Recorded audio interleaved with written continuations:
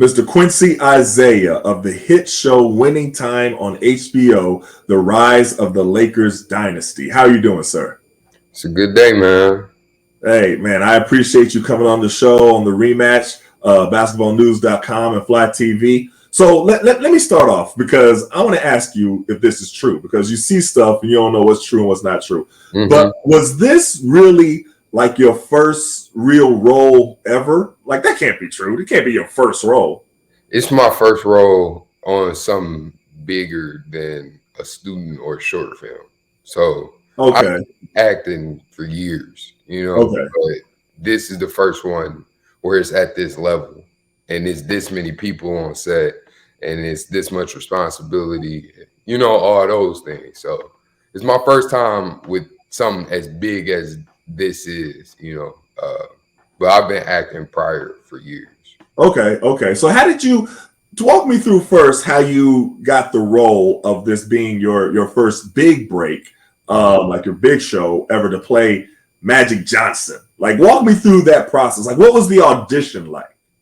So I had to first get an agent, which took, a little while. I had to do some short films, some student films. I built those up into like a short, like a reel, a highlight reel. And I shopped that around on this thing called Actors Access. And I was able to get an agent. She put me out on a whole bunch of auditions. And then this audition came around. I got this audition. I went in. I read. I read off the script. I didn't even have it memorized at the time. And then I got a call back, and that's when Francine Maisler, who was the casting director, Adam McKay, Max Morenstein, Kevin Messick, Jim Heck, all these people are in the room. And that's when I go in and I get to meet them for the first time. And after that, I booked it, I want to say 2 weeks after. I did a basketball audition and I booked it an hour after the basketball audition. They called me and told me that I booked the role. So did you walk into the audition, because I've heard, actors talk about the auditioning process. Sometimes they go for roles and they don't really think they're going to get it. They're just going on a different audition. Did you walk in there saying, "Oh yeah, I could kill this Magic"? You know what I mean? Like I could do this. I didn't even know what it was for real, honestly. The first time. So for the audition, I went in. I got the audition, I want to say 2 days prior. And usually, you try and learn the lines and memorize them before your audition. I didn't realize that I had the lines already. So I didn't see the script until the day of. So really? By that time, I had done hundreds of auditions and hadn't booked anything that was like actually paying. And I got, a couple callbacks here and there, but it wasn't anything substantial. So I was just like, okay, here we go. Obviously, you still put your best foot forward, but like, if you don't know the lines, it's going to be a little different than if, you got it memorized and you did all the work behind it. But I will say once I got the audition and got the call back, I came in, I knew my lines. I knew the book. I had read the book by then. Okay. I had watched more videos on Magic. Just starting to really build the character as I would normally do, So talk to me about some of that because you really had Magic down packed. Did you like practice the smile? Did you practice how did you start studying to be a figure as iconic as Magic Johnson? That's funny. People always mention the smile, like you got the smile down pat. I'm like, this is how I've been smiling for years. Okay, that's your smile. Yeah, it just so happened to work as Magic too. Right. But like just trying to figure out. I think one of the biggest things that I wanted to do is not get too caught up in trying to do things the exact way that he did it, and just try to understand the feeling behind things. And understand his spirit more so than like getting this like how he moves or how he talks or how he throws the basketball. Instead of like trying to get those precisely right, I wanted to try and embody the person that brought those characteristics to life. And if I could do that, I would be able to do the same things, but in my own way and make it mine. Make it my character of Magic. Right. So I mean, but you're a young cat though. You didn't like grow up watching Magic. So you're from Michigan, right? Yeah. So you mean you didn't even, I don't even know, did you grow up watching the Fab Five? Like who did you grow up watching around in Michigan? I was watching Shaq, man. Watching Shaq? Okay. Yeah, the Pistons, as I got old enough to remember, like they had just traded Grant Hill. My dad was a huge Pistons fan. Yeah, I saw that.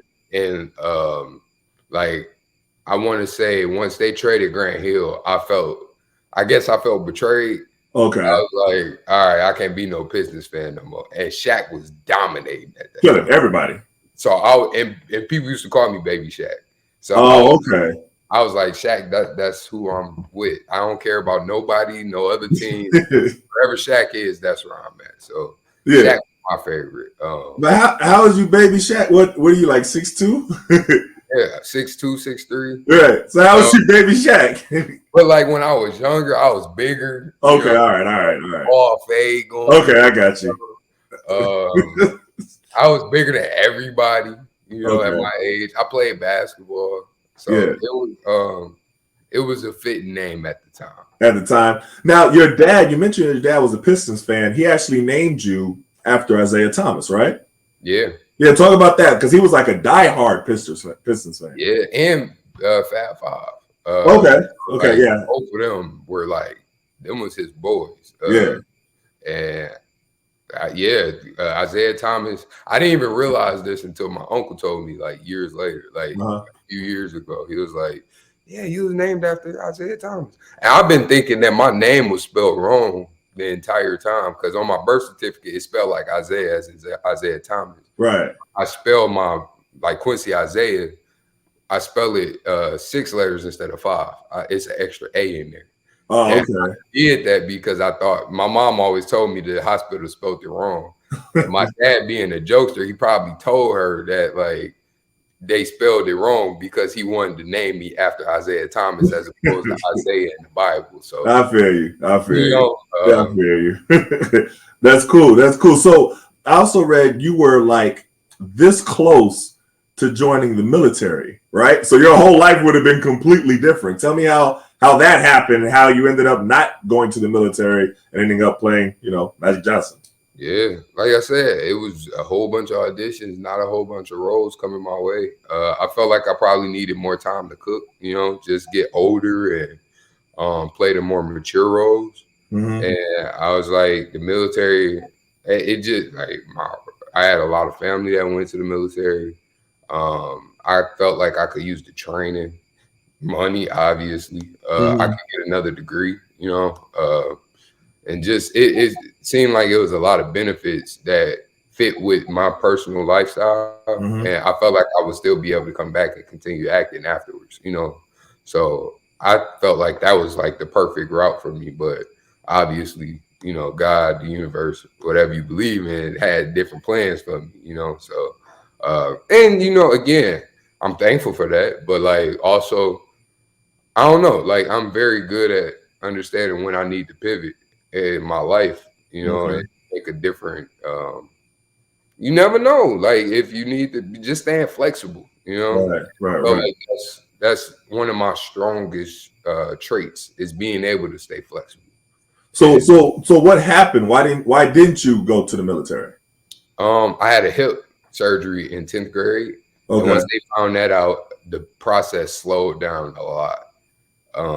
And within the time of me going and like taking the practice test and like meeting with a recruiter and them calling me back about about coming in to do like the testing and all that, I had booked the show. So it was literally, I feel like divine intervention. Oh, it sounds like it. You were waiting on them to call you back. Yeah. Oh, snap. Yeah, no. Yeah, that sounds like God stopped that. Like, let's go a different route. Exactly. So, okay. Yeah. That's what's up. Now, I also read you played football in college, right? Mm-hmm. And so you wasn't really, besides when you were little and you had the Baby Shaq name, basketball really wasn't your sport. It was more football. So how did you prepare to play? Again, one of the most iconic basketball players ever known to man. How did you get ready to play basketball? So organized, I always played football. I started, I want to say 6th grade, where I was like playing every year. And that's around the time that I stopped playing basketball organized. But since I was like 3, I played at like the Y, in the league. Okay. And then once 6th grade hit, I switched to football because I was doing bad in the math class, and my mom told me I couldn't play basketball anymore. Okay. And so once I stopped playing my 7th grade year, it kind of got hard to get on the team from there. Okay. But with that, like, I just always played basketball. I remember in the summer we would go to football practice, come home, and then play basketball the rest of the day. Got you. Video games until like midnight. You know what I'm saying? Got you. So basketball was always the first thing that, like, the first sport that I really loved, and it made it easy once you like, all right, here go a basketball, go get better at it now. So like, we had a coach, Etan Ravine, he helped us out, and just put a lot of work into it, and just like really getting into it, and just getting better, man. It made it, and like, I get to go get better at basketball for a job. Like, that's, it's part, and I don't have to be as good as an NBA player. I just gotta be good, But you already had game, is what you're saying, basically. I had hustle, Yeah, hustle. Okay. All right. It was fair, but like, we had to pick up on some certain skills. Like, I know how to shoot better. I can dribble better now. Okay. Yeah. Now, and Etan is official. I've known him for a long time. He's a trainer, and he's training guys in the league, so he'll definitely get you right. I also heard Rick Fox put you through like a training camp and like try to make you throw up. Like, tell me about that. So that was after I did the audition and the callback. 2 weeks after that, that's when I met with Rick for the first time. Okay. He did the basketball audition, and it was like 2 hours long. The first hour, like, we was, getting into it. He put me through a few drills, and then the second hour we got on, like, they put it on camera for HBO, and I think that's when he kicked it into overdrive and tried to get me to throw up. I didn't know at the time, but he definitely was trying. Yeah, I wasn't going, man. I wasn't about to throw up in front of them, especially with the cameras on. No, it wasn't about to happen. But it was, I mean, again, though, I come from football, man. So like, just being able to like play college football and high school football and heat, you know what I'm saying? Like, it just, I feel like it prepared me for those mentally tough challenges when it comes to physical challenges, at least. Well, I mean, you got it though. So where, sometimes you see some movies or some shows in the basketball movies, and you see somebody be like, man, he can't really play. You could just tell. But you can tell, like, you had some kind of skill. You know what I mean? Like, you done played before. So that's what I think. That's my opinion. You know what I mean? You know how, like, sometimes they'll show, like, you shoot and then the camera go away and you see the ball go through the net. Those little tricks. But it was like you was doing the real passes. Like, you was real. You had a lot of that. And I thought you did a great job myself. That's my personal opinion. Because, like, we didn't want that. We didn't want, like, I don't know, like, you see me doing stutter steps or like, it's real choppy. It's like, nah, if the camera on me, it's gonna be smooth. Like, you're gonna look at that and be like, damn, is that magic? I know, right? That's what you want. And hearing you say that we got somewhere close to that, that's validation for me. No. You did a good job, both, as far as the acting and the basketball acting as well. And still, and I read this, but you've still never met Magic, right? You've never met him still? That's crazy. And so you really... Honestly, it feel like I done met him. Just with all the stuff that's out there and just like the interviews, and I don't know.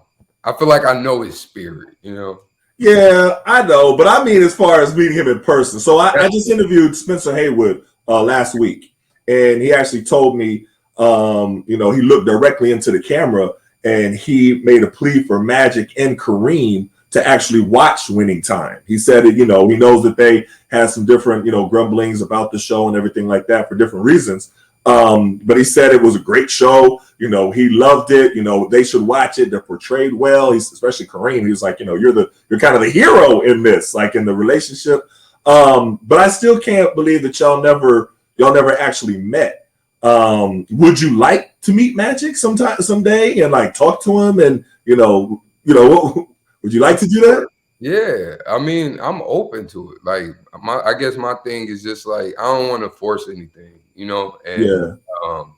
I understand that it could be crazy having a show about you. So I'm just like, if it happens, cool. That's a successful black man. Like, of course, like that's I'm always open to that. But it's just like I get why it hasn't happened. I understand it. So I can't put my expectations on anybody. You know what I mean? So why do you think it hasn't happened?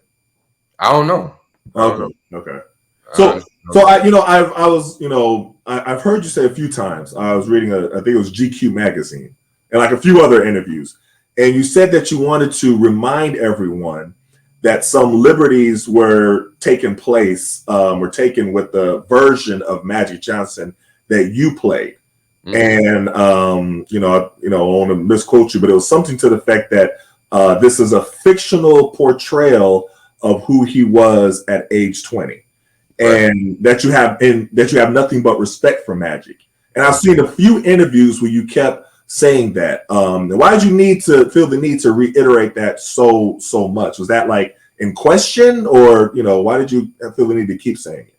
Because like I keep getting asked the question, honestly. Like it's like that's where I come from, so I feel like I got to make sure that at least when people are asking me about Magic and like about what's going on there and why he hasn't watched it, from me and my perspective, I got respect for him, and it might not come off that way. I don't know if like the show, like whatever, however he feels about the show, I want to make sure that my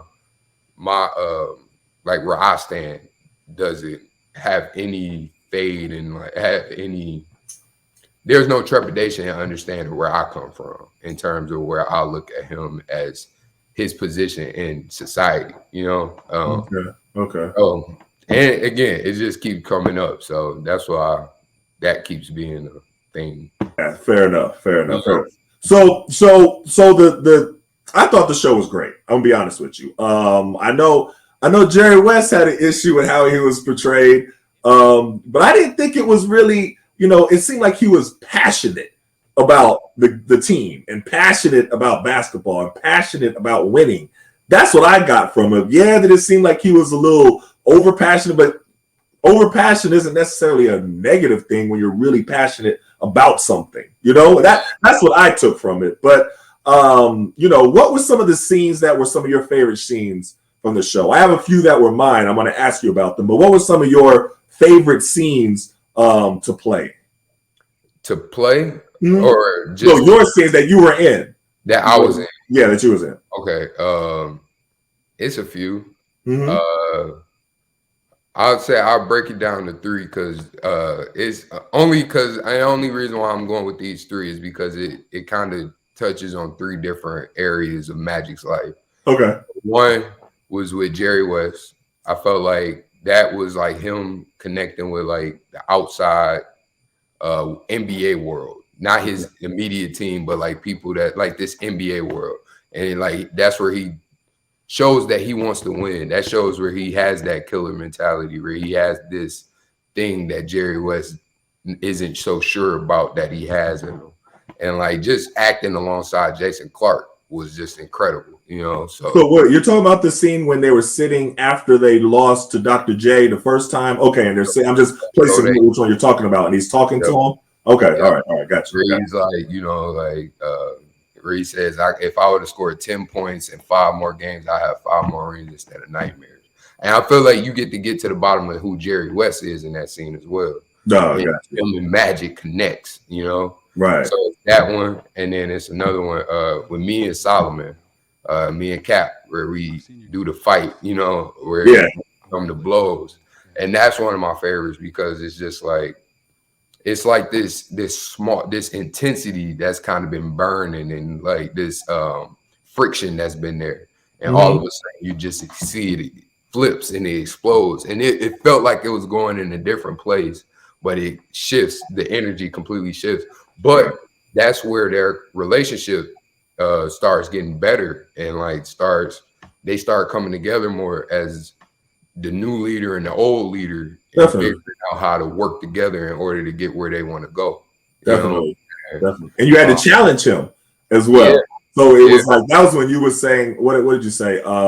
We all call you Cap, but you're not leading anything. Like you not being a part of us. So we trying to do all that. I thought that was a great scene. Thank you. And that was one of my favorites. Where I just, because I smile a lot on the show. Right. That was one scene where I got to like just give it to him, and like where me and him just acting, and it was just, I remember the feeling, because I love Solomon. Me and Solomon are real cool. And I just remember being able to like feel that anger from him and me, like, and me have that anger towards him, and just feeling how real it felt in that moment. So that was another one. And then the third one is me and Cindy in episode 6, after I've talked to Dr. Bus and we in the locker room, and like she, I throw the pen, and like it's like the breakup scene, but the makeup scene, like where we end up fighting, and then that leads to a more intimate scene. A more intimate scene, right? That's a good way to put it. Yeah, I got you. But that's one of my favorite scenes, is because of how fast it not how fast it changes, but again, just this build up into like this kind of calm down, but you can still feel the build up in the intimate scene, and it's like, it's just murky and dirty, and I loved how dirty that scene was in terms of like the character, like how dirty it was a lot going on in that scene, right? In terms of mentality. You get what I'm saying? Yeah. No, I hear you. You had some scenes with, so Miss I gotta give her a shout out, Miss Lisa Gay Hamilton. Oh yeah. Who played Magic's mama. That was another favorite. I was always a fan. I was always a fan of hers because I grew up watching The Practice. Okay. Like that was one of my favorite shows when I was younger, and I actually just started watching it again with my daughter Imani. So she loves it. So I've been watching her. So it was cool seeing her. But what was it like working with her? Like, so one of my friends, he actually wanted to become a lawyer because of Steve Harris, who was also on the show. So I just wanted to throw that in there. Yeah, because of the same show.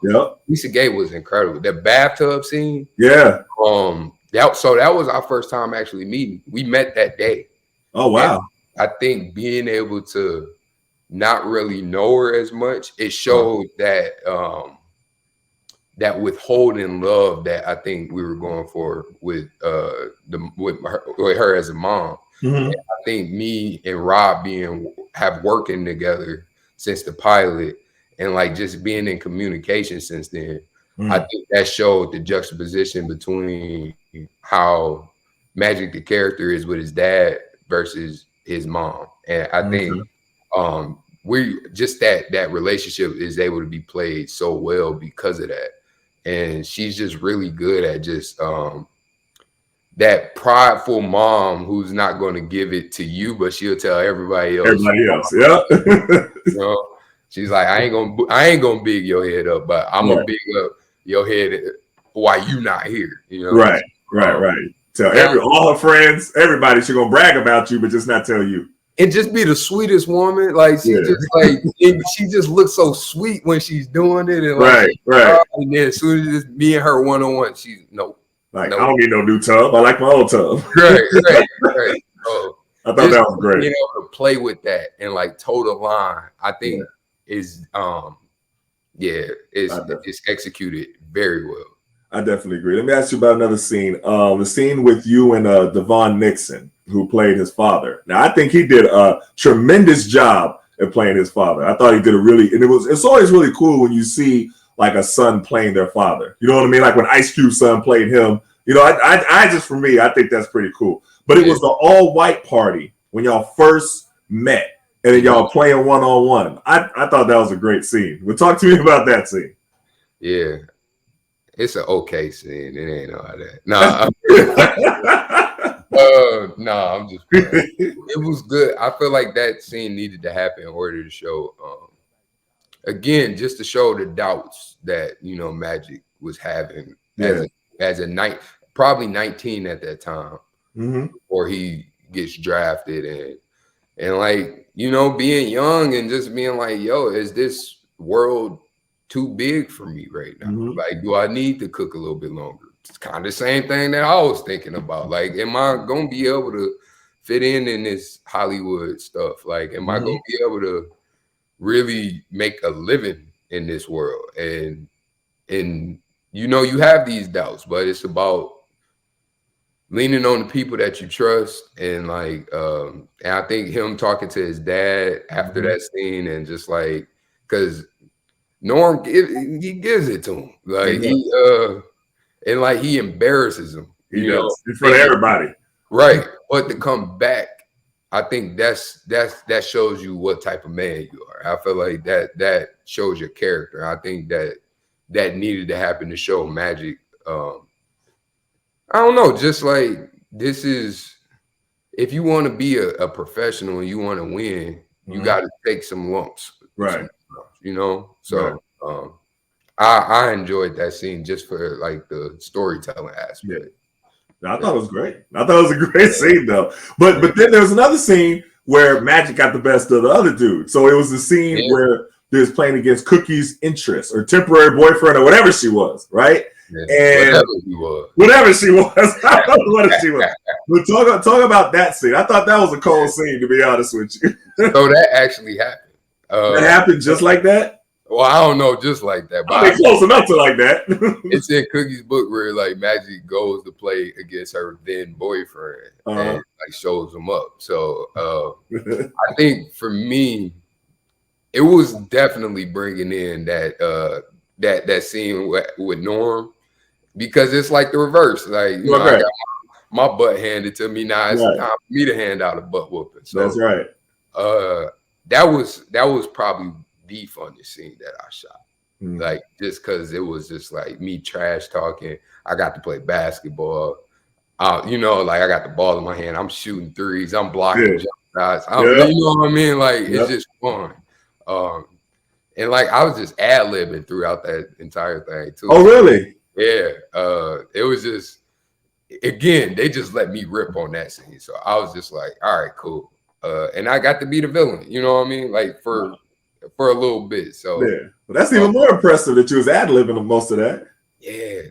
So when I come back and I'm saying to camera, would you just play ball? I had no idea that was gonna make it in there. Like, it was literally just me just walking after, like, you know, we did the scene, and then I looked to the camera because it was there, and I was like, would you just play ball? Like, mocking them. And for them to have, like, and that's why I say the team around me is so good, because the editing, for you to catch that and then put the higher pitched voice on it, and like, you know, like, I'm just like, it looked good, and it made me look good. I'm like, okay. No, it came out great, honestly though. So I want to ask you about John C. Reilly. We all know him from Step Brothers, but he is really an amazing actor, and he did a great job of portraying Dr. Jerry Butts. So just talk to me about how it was like working with him and how impressed you were about him. The absolute beast, man. Like, and it's one of them things where, like, on set, you see that he's like good. You see that, like, he's putting it together. But like, when you see it come out episode, like, each week, and see the transformation he's making week to week, it's genius level, God level. You know what I mean? Like, I ain't even gonna, like, you know, blow smoke up his ass. But just looking at the performance, I didn't know that was happening at the time. You know, like, I knew he was good, but like, it's like, no, like, this is one of the best, at least in my estimation, I hear you. Best performances that I've seen on television. you know, where he's just operating at a different level, you know, and he became Jerry Buss. So I mean, you know, go ahead, my bad. No, I say he did. I agree with you. He became Jerry Buss. So just and then again, being able to see that, like you said, from somebody who played Step Brothers and did the Kong movie and like Magnolias, the Boogie Nights, all these movies he did, for him to slip into a role like that, I think that's very impressive. And definitely agree. I look to him as like a guiding light in a way of like how to be professional at this thing that we do, you know, this act is. So right. Yeah. You know, let me ask you this. What is something that you learned about the Lakers or the, you know, people around the Lakers organization at that time that you didn't know before this project? Yeah, man. I think just about all the changes and just how mediocre they were. They weren't like great. They had one ring. They lost a lot in the championships. I mean, I knew that they had lost to Boston a lot, but I didn't realize it was that much. I didn't know it was that much. Yeah, like I thought it was a few times. It was what, 6 in a row? Yeah, that's a lot. Like, a lot of losses. It's like, bro, like, and then to be able to come back and then start a rivalry with them in the 80s because of the players that both of y'all drafted, and it becomes another thing for the next 10 years. Right. I think, I don't know. And then after that rivalry kind of burns out, for you to take for the Lakers to go on. So it started off like with Boston at the top. Then it was like Boston and the Lakers like kind of competing for who's at the top as a franchise. And then the Lakers kind of like edged them out in the last 20 years, you know? So it's like, I don't know. It's I didn't realize that just how much it changed in terms of who was the premier franchise in the NBA, you know? Right. Yeah. You know, and just not cracked out, but like, you know, how much drug use was. It was a lot. There's a lot of drug use back in the day. Yeah. And like, how you go play a full game, you know, using drugs and just not being sustained, like fully, I don't know, trained and all that for a game. I don't understand how they were able to do it. So, you know, I was kind of surprised with, you know, and I learned a lot when interviewing Spencer Haywood, but I was surprised at how when the team voted for him not to, you know, to kind of be kicked off the team. I didn't know that it went down kind of like that the team voted. They was like, nah, we don't need for that far. Like, you're in the second game of the finals, and then for them to kick him off there. I don't know. I thought that was kind of tough. Like, what'd you think about that? Yeah, I didn't know, because somebody had asked me, like, did they really vote him out? And I don't know. And then he said it in the podcast that we did. Yeah. And I'm like, oh, so they actually voted you off. Like, the players. Yeah, and he said that he had already played in the finals again. Yeah. Like, so it's like, yo, like, and he said he ain't getting no playoff share that year too. Yeah, he told me that on the interview. I was like, dang, that's messed up. And he couldn't go to the parade. Okay.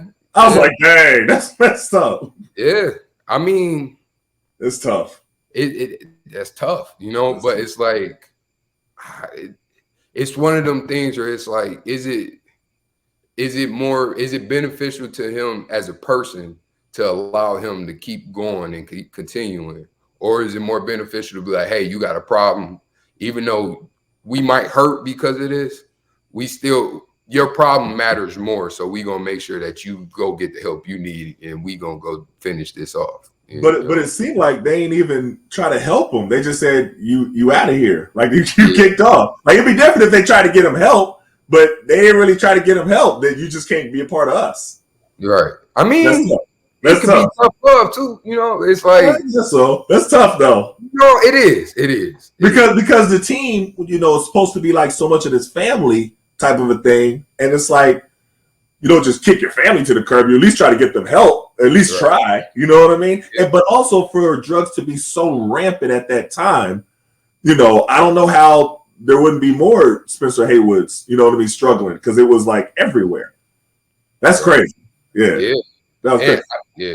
Yeah, that's crazy. That's crazy. I mean, because you saw from the opening thing when you came, I think it was like the first episode, and you came on and you was with Dr. Buss, and somebody said, "Hey, would you like some coke? We about to do some coke in the back." And he was like, "Nah." But that's how open it was. Yeah. You know what I mean? That's a different time. Yeah. But, and I think for them, it had gotten to a point where it was like, all right, because dude fell asleep at practice. I know. Like they thought he died at the shoot around. Yeah. So it's like, and he said it happened just like that though. That wasn't no exaggeration. Like Michael Cooper thought he died. You know what I mean? Like he was dead. That's crazy. He was asleep like a dead man or something. Yeah. One part that kind of surprised me, and I didn't know this myself, was the scene where y'all were at the table. This was the beginning. Might have been the first episode. Mm-hmm. And it was with Jack Kent Cooke. Mm-hmm. And just the way that he was saying the racist stuff, he called. Look here, boy. 400,000 is our final offer. He called Magic a thoroughbred, was being all condescending to his dad. I was just like, dang, that's how he was. Like, and then I started reading, and I went back and researched some stuff about him. I was like, oh Lord, he was, you know what I mean? Like, but I didn't know any of that. Did you know who he was, or I honestly, I didn't even know who Jerry Buss was. Honestly. Oh, okay. I knew Jeannie was because her brothers was having a tug of war, but like before that, I'm like, okay, Jerry Buss. Like I might have heard the name, but I didn't really know, so I had no idea who Jack Kent Cooke was. It was just like honestly, it made sense to me. I'm like, old school, right. Like, okay, that's right. Like, this is the 70s, and he's already probably in his 50s, 60s. So it's like he's already old. You know what I'm saying? He's going through a different time. Like I get it. So I wasn't expecting nothing different. Honestly. So let me ask you this. I remember your mom came out to LA with you for a few days in the beginning when you first started shooting, and kind of helped, kind of wanted to make sure everything was all right and, check out everything and stuff like that. What was that like, with your mom? How did she respond to seeing everybody? I know Rodney Barnes, that's my man. Like he's, I know you're closer too, but how did they make your mom feel comfortable and feel at ease and, everything like that, to let her turn you loose basically out to LA? Right. So like she was visiting in spurts, and like I think it was very much like I gotta make sure my baby's fine. I get it. Like that I'm good and like all this. And I think I don't know, I want to say at a certain point when she got on set and she got to see like who I was around and just like how good people were. I wanted to say nice, but like it ain't even about them being nice. It's about like just being able to feel their character, and like understand that like I'm in good hands, you know. And I think she was able to see that, and I think that helped put this ease on her. And and Rodney was definitely a part of that. I'm sure. Like being just like a calming presence. Even though, I ain't about to sit here and talk good about Rodney. Y'all always say that.